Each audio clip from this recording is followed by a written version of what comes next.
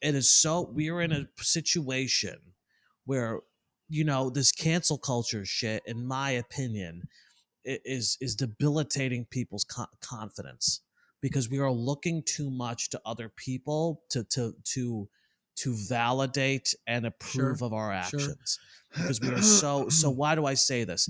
I think a lot of times people are afraid of self-producing is because they're afraid to step into the driver's seat, because whether we like it or not, most people who step into the driver's seat and take control of a project or lead Yes. are and this has always been the case, but it's so much, it's the man in the arena. It's people it's so much easier for people to be on the sidelines and pointing and seeing where the strong man failed or could have done better, or where they, stumbled, and how they would have done it differently, but they're not the ones up there actually fucking Right. doing it. And so, I think there's this real fear of coming across as, as people judging you as a leader, people judging you as a producer. And look, what's wild is that if you're afraid of that, then you're probably somebody who should be producing more. Because look, frankly, how often do we hear horror stories of producers truly being dicks, like mistreating their fucking cast, or, being like monster?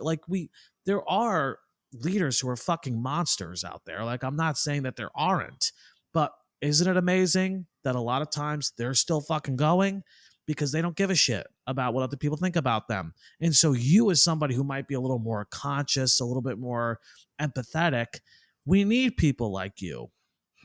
But you cannot let the fear of people, of hurting people or misleading. It's like, that's going to be that's part of the job description, bro. Yeah. It's like, so, you know, but I really think that, again, it circles back to what you're saying about this confidence ideas. We're placing so much in this moment on how we're perceived by others, Absolutely.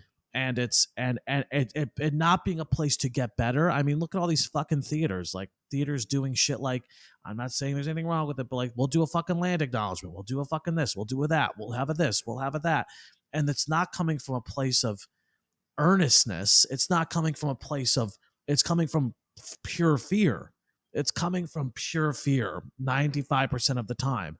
And so it's not effective, because if it was coming from a place of really wanting to do it and really wanting to, you know, then it would be effective. It would reach the people they wanted to reach. It would also keep their subscribers, because they would find a way to do it that's not, like, we're afraid we're going to get canceled or lose funding or bullshit. Like, so, fear in general can be an effective motivator, but